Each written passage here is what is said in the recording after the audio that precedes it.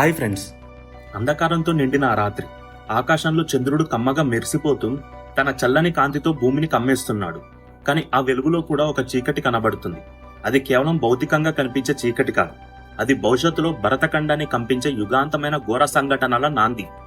హస్తినపుర రాజ్యంలో ఆ రాత్రి ఒక్క క్షణం కూడా ప్రశాంతంగా గడవలేదు. ఎందుకంటే క్షత్రియ వంశానికే గుండెకాయలైన ఇద్దరు మహాపురుషుల జీవితాల్లో ఒక మలుపు వచ్చేసింది. అతడు మనుషుడా లేక దేవుడా అనిపించేలా సాననాయంగా ఉండే శాంతనుడు తన జీవితం అర్ధాంతరంగా మారిపోతుందని ఊహించలేకపోయాడు. అతని అంతరంగంలో కొన్ని అలజడులు మొదలయ్యాయి. తన వంశానికే ముందుకు తీసుకెళ్లే వంశపర్యంపరాన్ని ఒక అడ్డంకి ఏర్పడినట్టు అనిపిస్తోంది. ఆ సమయంలో గంగ హస్తినపురపు గోదావరిగా ప్రవహిస్తూ తన సౌందర్యంతో అందరినీ ఆకట్టుకుంటుంది. కానీ ఆ గంగా నది ఒడ్డున ఒక గంభీరమైన సంఘటన జరగబోతుంది. నదీ తీరంలో ఏదో ఒక బలమైన ఆకర్షణ ఉంది అనిపించింది శాంతనుడికి. తన గుర్రాన్ని ఆపి చూస్తుండిపోయాడు. అక్కడ ఒక అందమైన యువతి నిలబడి ఉంది. ఆమె ముఖంలో ఒక అర్థం కాని చిరునవ్వు, కళ్ళల్లో తలుక్కున్న మెరుపులు. ఆమె రూపం చూసిన వెంటనే శాంతనుడు తన మనసులో ఏదో తెలియని అనుభూతి ఆస్వాదించాడు. అది ప్రేమ, ఆకర్షణ, లేక ఏదో తెలియని భావమా? ఆమె దగ్గరకు వెళ్లి చూసినప్పుడు తెలిసింది, ఆమె మామూలు అమ్మాయి కాదు, ఆమె స్వయంగా దేవకన్య అని. శాంతనుడు ఆమె రూపా సౌందర్యానికి మోహితుడైపోయాడు. ఆమెను వివాహం చేసుకోవాలని తప్పించిపోయాడు.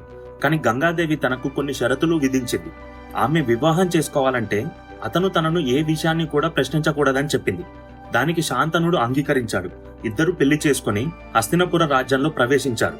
సంవత్సరాలు గడుస్తున్న కొద్దీ గంగాదేవి పిల్లలను ప్రసవించింది. కానీ ప్రతిసారి ఒక భయంకరమైన పని చేస్తుంది.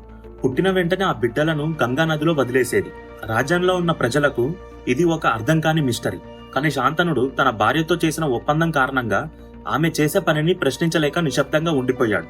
ఎవ్వరూ ఊహించని విధంగా 8వ బిడ్డ జన్మించినప్పుడు శాంతనుడు తన భార్యను ఆపడానికి ముందుకొచ్చాడు. ఇక చాలు, మున్ముందు ఇక నీకు ఈ హక్కు లేదు, నా పిల్లలను ఎందుకిలా చేస్తున్నావో చెప్పాలి అని గంభీర స్వరంతో గంగాదేవిని నిలదీశాడు. గంగాదేవి ఒక చిరునవ్వుతో అతనిని చూసింది.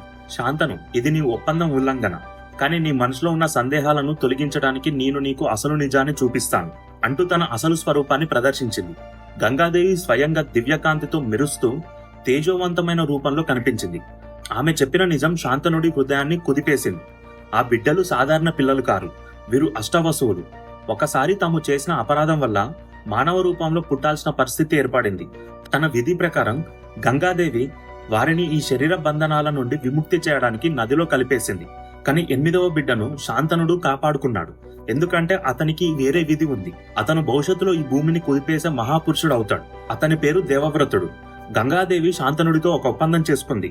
దేవవ్రతుడిని పెంచి పెద్ద చేసి ఒక మహాయోధుడిని చేసిన తర్వాత శాంతనుడికి అప్పగిస్తా అనేసి. అదే విధంగా గంగాదేవి తన కుమారుడిని శాంతనుడికి అప్పగించి మరలా తన లోకానికి వెళ్లిపోయింది.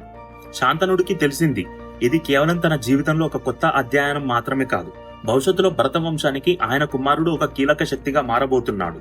దేవవ్రతుడు హస్తినపుర భవిష్యత్తును మార్చబోతున్నాడు. ఈ సంఘటనలన్నీ భారతదేశ చరిత్రలో ఒక నూతన మార్గాన్ని రూపొందించబోతున్నాయి. కానీ ఈ మార్గం ఎంత కఠినమైనదో, భవిష్యత్తులో ఎంత మార్పులను తెస్తుందో ఇప్పుడే ఊహించడం కష్టం. ఇది కేవలం ఒక ప్రారంభం మాత్రమే. మహాభారతం అనే గొప్ప గాథకు ఇది ఆరంభం ఘట్టం మాత్రమే.